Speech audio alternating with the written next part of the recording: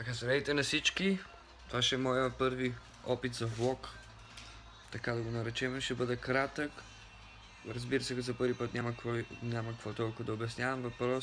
Имам по-скоро въпроси, които е. Изтеглил съм една програма, с която да обработвам видеята, но тя е за телефон. Вие ще видите, казва се Видеорама.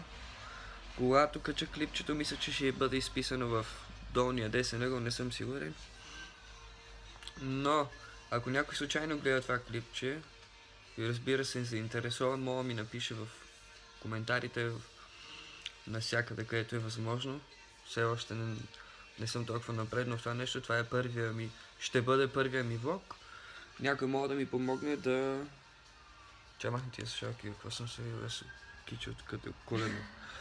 Да ми помогне да намеря по-хубави програми за обработване на клипчета от телефон за компютър, защото клипчетата ще бъдат записвани с телефона, ако въобще има какво да се записва, надявам се да има. Нямам апарати, не използвам такива за сега, така че ако някой знае някакви програми супер подходящи за обработване на клипчета на телефон, пак повтарям, може да ги напише. Клипчето е пробно, ще пробвам да го кача в YouTube, да видя как ще станат нещата. Нищо интересно общо взето. Клипчето ще бъде супер късо, нищо интересно. Това е очевадно моята глава, нали, която не е много... Кой знае колко привлекателна. И общо взето, да! Това е моя първи клип. И надявам се да ми помогнете! Чао!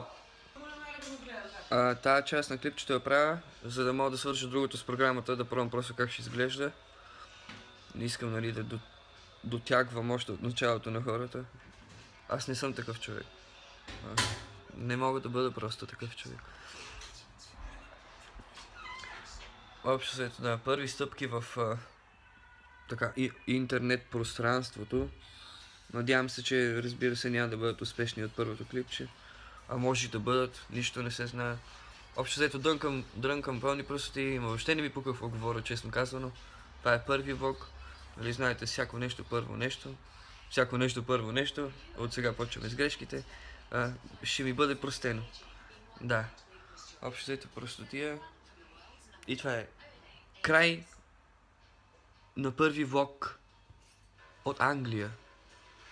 До нови срещи!